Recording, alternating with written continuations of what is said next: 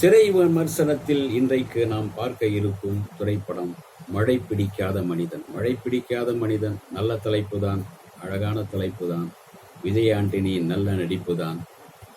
திறமையாக நடித்திருக்கின்றார். வித்தியாசமாக ஆக்ஷன் பிளாக்கில் நல்ல ஃபைட் செய்திருக்கிறார். சரத்குமாரும் நன்றாக தோன்றியிருக்கிறார். மேகா ஆகாஷும் நல்ல அழகாக இருக்கிறார். சரண்யா பொன்மனனும் நல்லாக இருக்கிறார். ஸ்கிரீன் பிளேல கோட்டை விட்டுட்டிய ராசா. விஜய் மில்டன். சரி வாங்க, மழை பிடிக்காத மனிதனின் கதை என்ன, படம் எப்படி இருக்கிறது பார்ப்போம். விஜய் மில்டன் எழுதி இயக்கியிருக்கும் திரைப்படம் மழை பிடிக்காத மனிதன். இதில் விஜய் ஆண்டனி கதை நாயகனாகவும் மேகா ஆகாஷ் கதை நாயகியாகவும் நடித்திருக்கின்றனர். மற்றும் சரத்குமார், சத்யராஜ், சரண்யா பொன்வண்ணன் மற்றும் பலர் நடித்திருக்கின்றார். அதாவது சலீம் 2 என்றுதான் இதை சொல்ல வேண்டும். அமைச்சரின் மகனை கொன்றுவிட்டு தப்பி ஓடும் சலீம்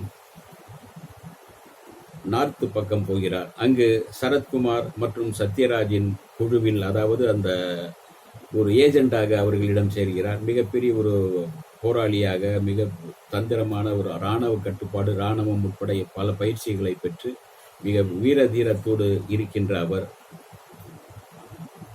தனக்கு பிடித்த ஒரு பெண்ணை கல்யாணம் செய்து கொண்டு மகிழ்ச்சியாக வாழ்ந்து கொண்டிருந்த தருணத்தில் ஒரு நாள் மழையில் சென்று ரசித்து மழையை ரசித்து வாழ வேண்டும், பார்க்க வேண்டும் என்று காதல் மனைவி சொல்ல, அந்த காதல் மனைவியுடன் மழையில் நனையும் போது அந்த மழை அவர்களுக்கு யமனாக வந்து விடுகிறது. அதில் இருந்து இவர் மழை என்றாலே பிடிக்காது என்று சென்று ஆரம்பித்து விடுகிறார் விஜய் ஆண்டனி. ஒரு கட்டத்தில் சட்ட அமைச்சர் அவரை தேடிக்கொண்டே இருக்கின்றார். தன்னுடைய மகனை கொன்ற சலீமை தேடிக்கொண்டிருக்கின்றார். சலீம் தன்னுடைய காதலியோடு தீ கொழுந்துவிட்ட தீயில் இறந்து விட்டார் என்று நம்ப வைக்கப்படுகிறது. அந்த நம்ப வைக்கப்பட்டு இன்னொரு பக்கத்தில் சலீம், அதாவது விஜய் ஆண்டனி, அந்தமான் தீவில் ஒரு சின்ன தீவில் வந்து அவரை ஒதுக்கிவிட்டு, இங்கே இருங்கள், பொறுமையாக இரு, காற்றாக இரு, மறுபடியும் ஏதேனும் கை கலப்பிலும் வேறு யாருக்காவது குரல் கொடுக்கின்றேன், சண்டை போடுகிறேன் என்று நெருங்காமல் அமைதியாக இரு என்று சொல்லிவிட்டு சரத்குமார் அங்கு அவரை விட்டுவிட்டு செல்கின்றார். அந்த ஊரில் ஒரு ஹோட்டல், ஒரு கடற்கரை பக்கத்தில் சரண்யா பொன்வண்ணன் ஹோட்டல் வைத்து அங்கு நடத்தி கொண்டிருக்கிறார். அந்த ஹோட்டலில் தான் அவரும் சாப்பிடுகிறார். அந்த ஹோட்டலில் இருந்து தங்கியிருக்கும் போது அந்த ஹோட்டலினுடைய சரண்யா பொன்வண்ணின் மகனுக்கு ஒரு பாதிப்பு ஏற்பட அவனுடன் சென்று இவரும் ஒரு, அதாவது இந்த அடிதடி ஆட்களில் இவரும் சென்று ஒரு அடிதடி ஆட்களா சென்று அந்த வேலை பார்த்து வருகிறார். அதில் நிறைய சம்பாதிக்கிறார்.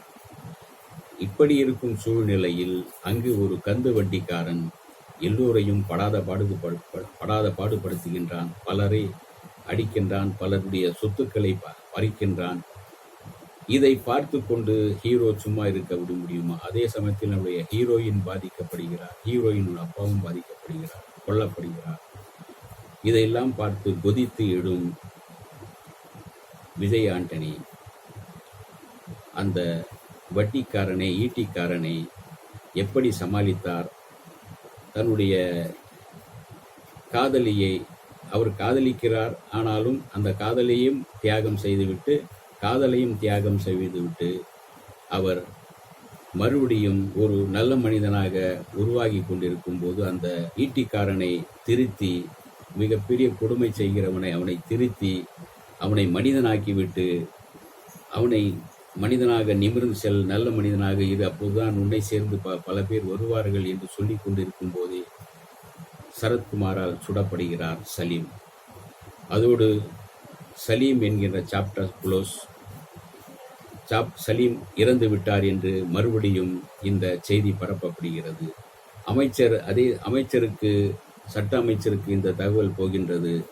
ஆனால் அவர் நம்ப மறுக்கின்றார். மறுபடியும் சலீம் இறந்து விட்டாரா, மறுபடியும் எழுந்தாரா என்பதுதான் வீதி கதை. விஜய் மில்டன் கதை வசனம் எழுதி இருக்கின்றார். மழை பிடிக்காத மனிதன் என்கிற டைட்டில் ஒரு அழகான கவிதைத்தனமான டைட்டில். அதைவிட சலீம் பார்ட் 2 என்று வைத்திருந்தால் இன்னும் ஒரு எதிர்பார்ப்பு ஏற்படுத்தியிருக்கும் படம்.